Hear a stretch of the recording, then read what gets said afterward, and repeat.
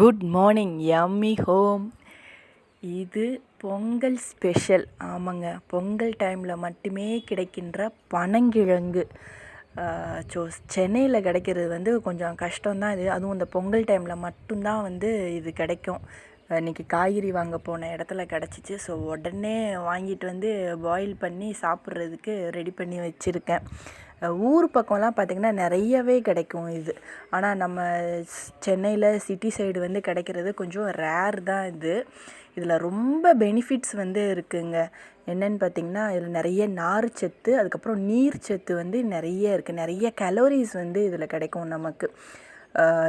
இது நார்ச்சத்து இருக்கிறனால மலச்சிக்கலுக்கு ரொம்ப நல்லது. ஸோ மோஷன் ப்ராப்ளம் இருக்கிறவங்களுக்கெல்லாம் ரொம்ப நல்லது.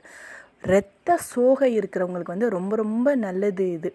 ஸோ உடம்புல அந்த ரெட் செல்ஸை ரெட் பிளட் செல்ஸை ஜாஸ்தி பண்ணுறதுல இதனோட பங்கு ஜாஸ்தியாகவே இருக்குது.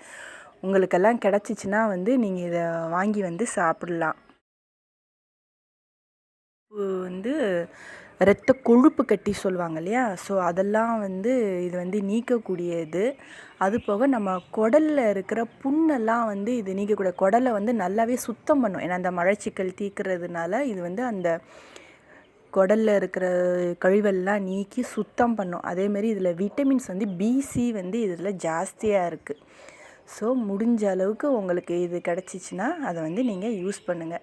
இதை சாப்பிட்றது பார்த்திங்கன்னா, இதை ரெண்டாக உடச்சிட்டு உள்ளே ஒரு நார் குச்சி மாதிரி இருக்கும். அந்த குச்சிக்கு என் சின்ன பையன் என்கிட்ட சண்டைக்கு வருவாங்க. ஏன்னா அதோடய டேஸ்ட்டு அவனுக்கு அது ரொம்ப நல்லா பிடிக்கும். அதுக்கப்புறம் அதை உடச்சிட்டு அதில் ஒரு மாதிரி தோல் மாதிரி இருக்கும். அந்த தோலை எடுத்துட்டு நாரெல்லாம் வரும்.